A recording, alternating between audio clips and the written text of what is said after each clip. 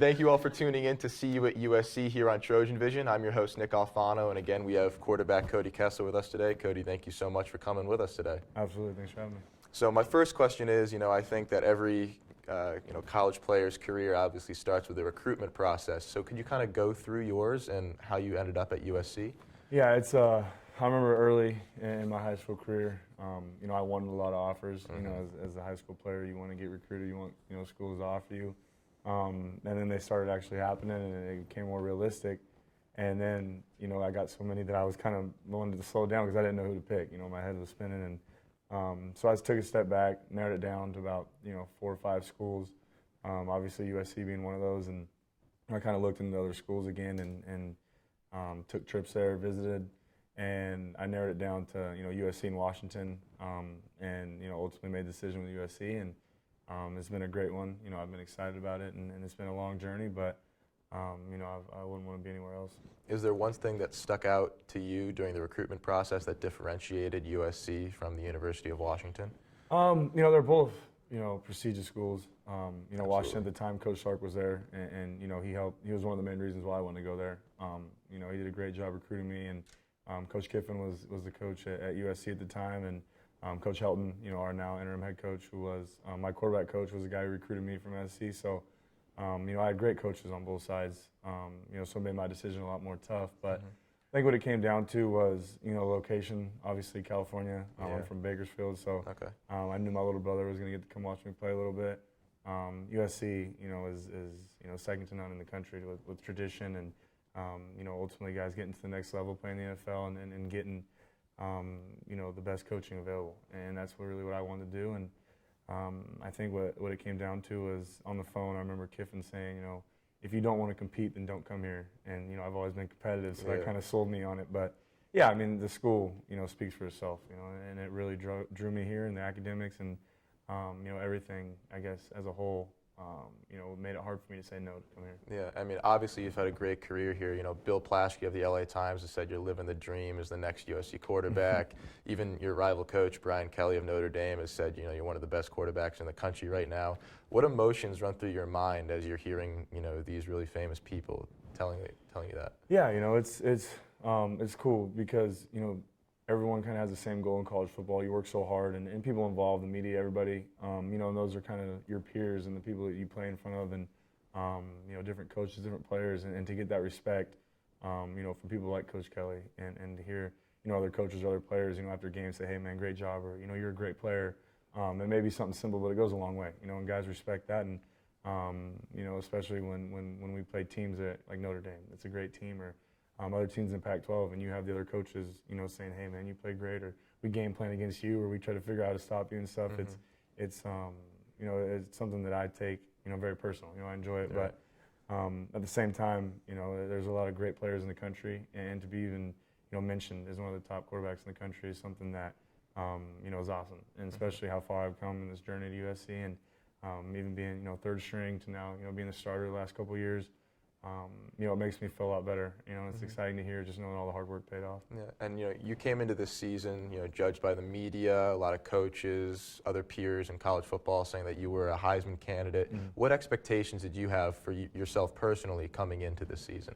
Yeah, as a team, obviously, not where we're at right now was what we expected, but I think the cool part about it is that's kind of what life is. Stuff's gonna happen. Everything sounds great on paper, and how you plan it to go and how you want it to go. Sounds great, and then adversity happens, or life happens, and things that you can't control. And like this year, we had a head coaching change, ton of injuries, a lot of different things happened for us. But this team hasn't made any excuses. Me personally, I've told the guys, stay positive, don't make excuses. It's not going to get us anywhere. No one cares about your feelings right now. All they're caring about is how we play on Saturdays and the results that we put out. And the guys have done great. Coach Clay Helton's done a great job with us, and he's always been my quarterback coach, so I knew the type of coach he was and what he's capable of. And the team's really starting to see that and kind of build off of him. And, we're in a great place right now. We're really keeping this thing rolling, and guys are, on the same page, and we're moving in the right direction. And, we look forward to do that this week against Colorado. So has Coach Shelton really had a true positive impact on this team since he's been transitioned into the interim head coach? Yeah, I really believe so. He's one of those guys that, and there's, you see coaches all over the country that have success, and I believe that the coaches that do have success are the guys that players want to play for, and Coach Shelton's one of those guys. He's one of those guys that, knows the game of football in and out. He's a great coach, X's and O's, that's great, which all coaches pretty much are. But, he has that factor to where guys, want to win for him, want to win because of him. If you don't do your job, especially me, if I make a bad play or something doesn't happen and we don't win, you feel like you're letting him down. And as a player, that's hard to do, because a lot of guys have different egos and kind of different mindsets in college. And, when you can get a head coach that guys really, look up to and play for and care about, you can do great things. And Coach Shelton's done just that. And I think the reason for that is he's been the same person, in the 5-6 years that he's been here. He hasn't changed. No matter what the circumstances are, he's always been the same guy, and guys respect that. So just talking about one of your coaches, Coach Sark, I think one of the things that was overlooked through this whole process this season was how great of a mind he has for quarterbacks and coaching up quarterbacks. He worked with Matt Leinart under Pete Carroll. What kind of impact has he had on your play, and how will you carry that throughout the rest of your career? Yeah, Coach Sark, is a great coach. Obviously he had some personal things that he had to deal with, and to this day, none of us hold it against him. Respect him, and like I say, life happens. There's things that he has to deal with, and we still, care about him. And he was a great coach for me, and he taught me a whole lot, and especially, him playing the quarterback position so successfully in college. And it's not just him. I had Coach Sark, Coach T. Martin, who won national championship at Tennessee, Coach Tuiasosopo, who's now our quarterback coach. Since Coach Shelton took over as the head coach, and all these guys, played the position at a high level. So they've taught me so much, and not even on the field, just off the field. mentally how to handle everything, and how to prepare for games, how to watch film, how to do, all these little different things that people don't normally see, on the outside looking in. And I'm always grateful for that. Coach Sark, Coach Martin, Coach Tui, Coach Shelton, all those guys that played the position have definitely had a big impact on why I've been successful the last couple of years. And have you felt that your consistency with 4 coaches through your 3 years has been an issue, and have you fought through that in any way? Yeah, I think it's been something that me personally I've turned from a negative to a positive. The first time it happened, I was just a sophomore when Kiff got let go and Coach O took over, and I didn't know what to expect, but I do remember that guys like Hayes Plard and Devon Kennard and some of the guys on that team that were the older guys, the senior leaders.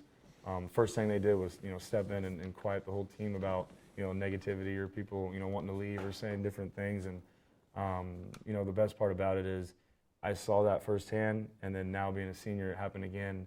And, I can deal with that. And I can tell the younger guys, hey, this is how we're going to handle it. This is what happens. And what it really comes down to is the guys in the locker room, because coaches are going to change, circumstances are going to change. You can't handle different things, but what we can control is how we play on the field and the demeanor of the team in the locker room. So as you guys stand right now, you just beat Arizona, came off a great win. You're heading out to Colorado this weekend. What are your goals that you've outlined for this team for the season moving forward to finish strong? Yeah, we really have been trying to look short-term more than long-term. Obviously, ideally, if everything worked out, we'd want to win the Pac-12 South and get a chance to play in the Pac-12 Championship. Absolutely. That'd be the main goal, but that's long-term, and that's something that we've tried to, really keep quiet. As obviously, guys, we're not done. We know what we're playing for. We know what, could happen this year, but short-term wise, we're literally breaking it down to each practice. Coach Shelton's done a great job of keeping these guys focused, and, let's focus on today. Just focus on this play, this period in practice, this situation, this film study, this meeting, whatever it may be, and let the results take care of themselves. And, he said you look up at the end of the year, and if you continue to do that, you'll be where you want to be. And obviously, there's some things that we need to happen in the Pac-12 that we can't control, but, what we can control is how we play each game and winning the rest of our games. And, the next team up is Colorado. So that's where all our focus is, and hopefully that we can go out this Friday and perform well and, keep that long-term goal, in picture. I mean, as the senior quarterback on this team, you wear the C on your jersey for every game. You're the captain. What kind of leadership do you try to part, on the team, especially on the younger guys? Yeah, I want the guys, on the field and also in the locker room or off the field to know that, I'm one of the guys that cares about the team. I really do. I want them to feel like they can come to me, no matter what it is. If it's football, something that doesn't have to do with football, whatever it may be, because that's what it really is. Guys are going to play for each other on the field, obviously, because they want to do well, want to win games, go to the next level.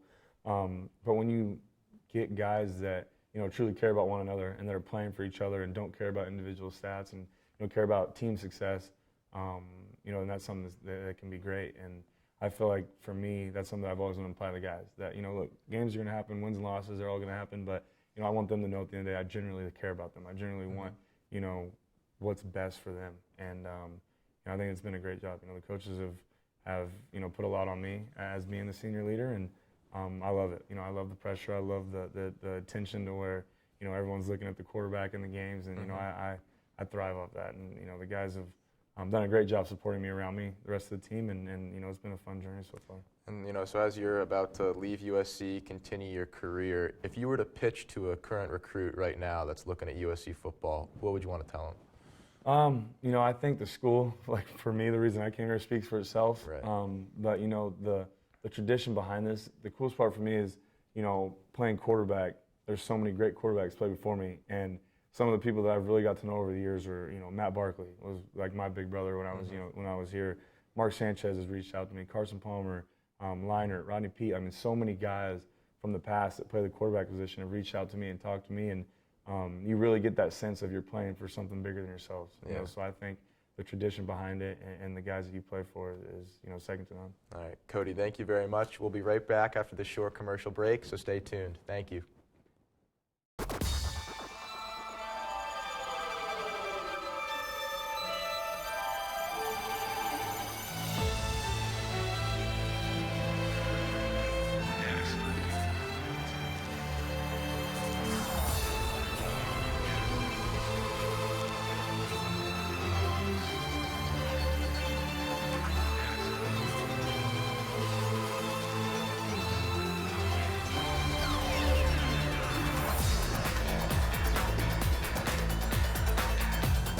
This is Trojan Vision, USC's own student-operated television station. Trojan Vision, broadcast from Robert Zemeckis Center for Digital Arts, 24 hours a day, 7 days a week. Selected as the best college television station in the country, we provide an unprecedented hands-on learning experience in all areas of television for students from every school of the university. Trojan Vision broadcasts on Channel 8 to the entire USC community and can be seen throughout the greater Los Angeles area on LA 36, reaching over 1.8 million homes. Trojan Vision also provides programming to the Research Channel and can be seen live from anywhere on the planet, streaming on the net at trojanvision.com.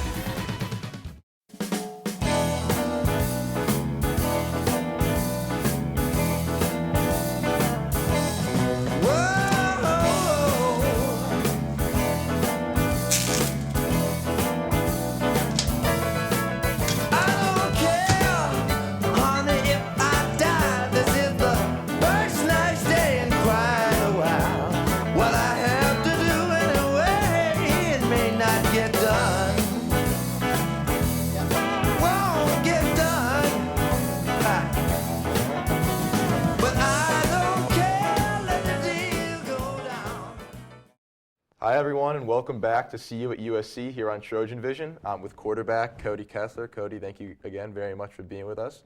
I want to focus now on getting to know you better as a person. So, being a D1 college quarterback, obviously a huge time commitment. Can you talk about what you've sacrificed to get you to where you are right now?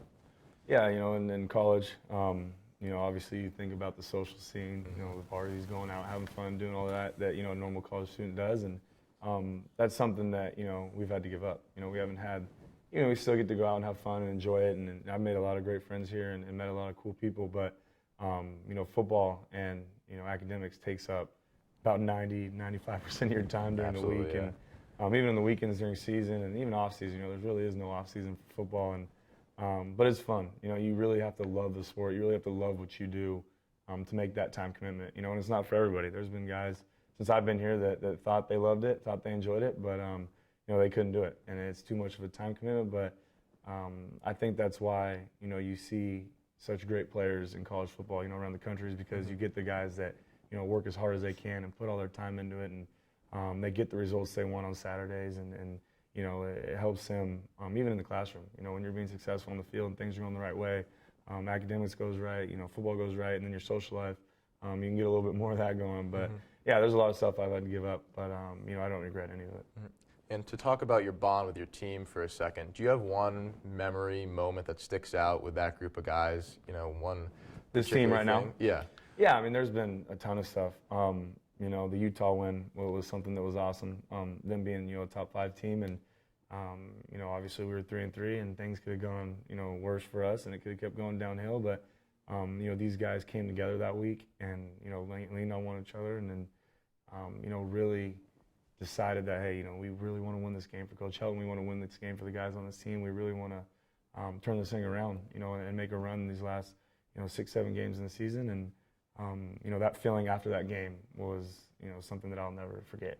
It's something that, the guys in the locker room, the guys after the game, on the field, everything was just, we've been through so much. It was an emotional game, and, it's something that's a memory that will last me, for a lifetime. And, just to talk about your teammates real quick, I want to run through a couple, team superlatives with you, see what you think of your teammates. So, best dressed on the USC football team. Best dressed? I hate giving him credit. I live with the guy, but probably Sua. All right. When he goes out, Sua's a big. I love the guy. He's one of my best friends. But he's gonna, if he sees us, he's gonna be like, oh yeah, this guy's gonna be all big. But yeah, I'd say Sua. And most talkative? Probably Sua. I'd probably have to say Sua.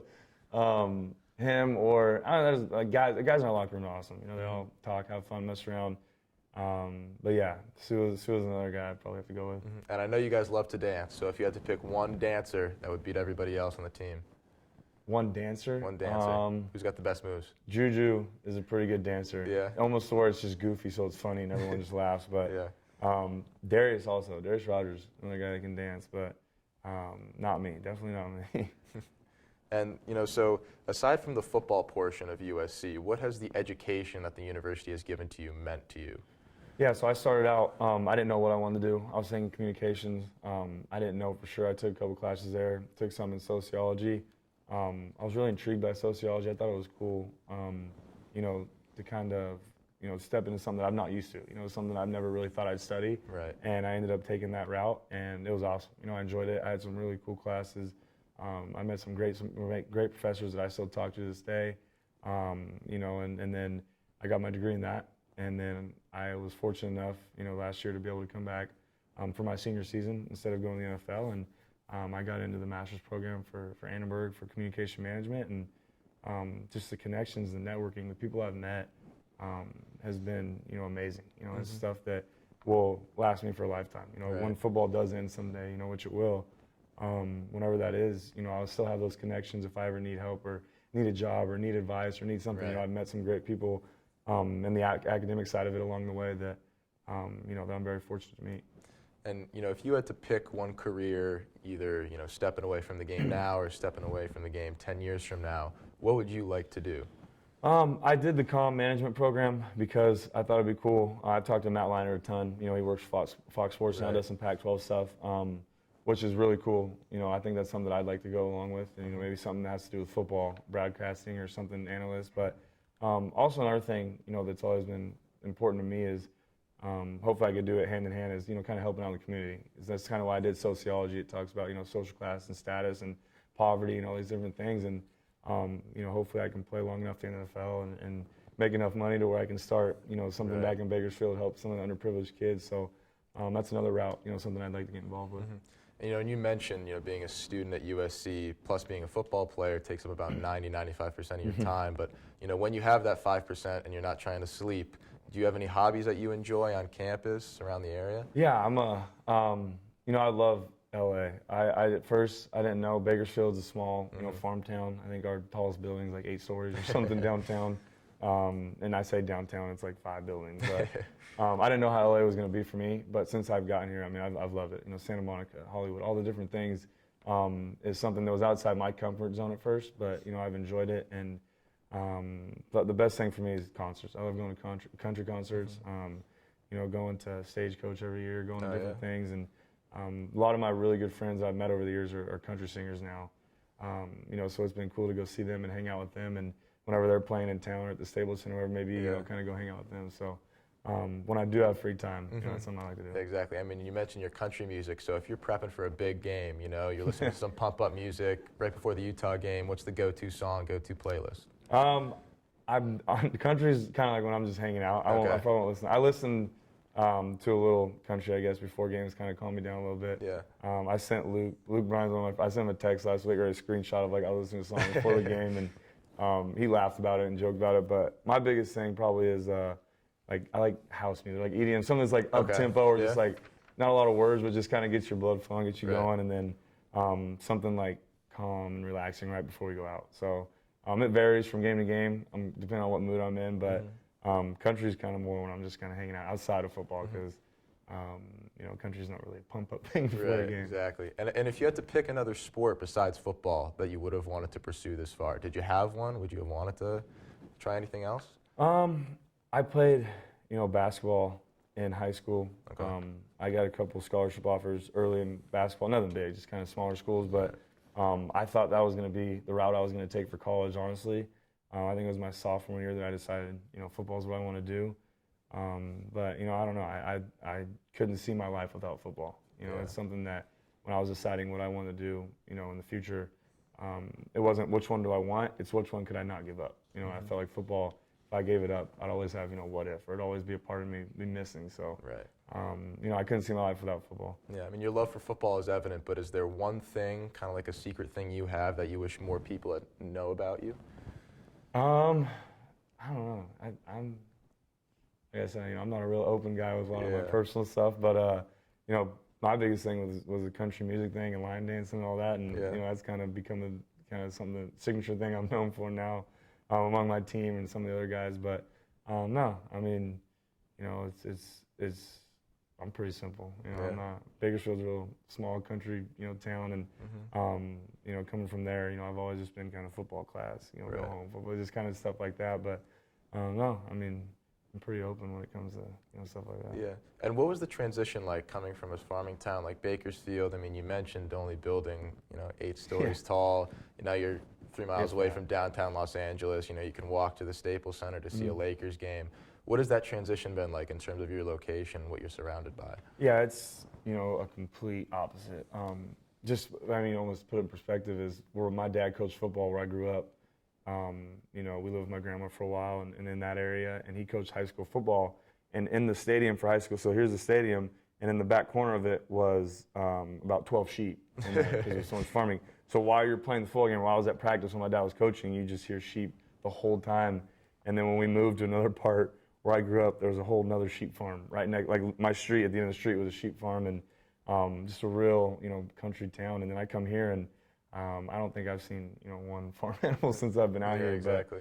But it's been awesome. Like I said, I got out of my comfort zone. I still am not used to traffic. I don't think I ever will be. Because, like I said, there's pretty much one freeway that runs through the middle of Bakersfield, and that's it. But, it's been awesome. Like I said, I've met some great people. I've seen a lot of cool things, a lot of the beaches, going to different areas. There's so much, history in LA. And, I made sure that I wanted to get out and, see everything and make sure I got to go see the different places. And I've become very fond of it. And, I'm, excited to be living here. So. And now as time winds down, have you given any thought, to your future NFL draft day, the combine, your pro day here at USC, anything like that? No, like I say, I'm thinking Colorado. This team, we only got 3 more regular season games, and hopefully a couple more after that. We'll see where it goes, but that stuff can wait. That's kind of why I decided to come back for my senior season. Was I really enjoyed the atmosphere here and the guys I've met and the players and the coaches and everything, and the NFL and everything can wait until after the season. So my biggest focus still is the guys on the team and Coach Shelton and going out with a bang, I guess, for my last year. And, when you leave this team and leave this campus and, maybe leave, Los Angeles as a whole, plan for an NFL team, pursuing another career, what do you want everybody back at USC to think of when they think of your legacy? I don't know. I mean, the biggest thing for me was that I came here when it was tough times. We were going through sanctions. Everything was going downhill, I guess. And it looked like, it could have been really bad. But I want people, to hopefully remember that, that I was relentless, I guess, in my effort and in always leading this team and wanting, I guess, not necessarily save the program, but keep the program going from the tradition, like I said, before me. And, I've done everything I can, to do that. And the guys have always, been supportive of me on the team and the coaches. And, it has been some tough times, a ton of adversity and, a lot of stuff you don't expect a player to go through in college. And, hopefully people remember that, I brought us out of it and kept working hard and went through a lot of adversity. All right, Cody, thank you so much for coming on the show with us. We really appreciate it. Thank you all for tuning in to CU at USC here on Trojan Vision. I'm your host, Nick Alfano. Tune in next week, Thursday night, 6:30. We'll be back on the air. Thank you.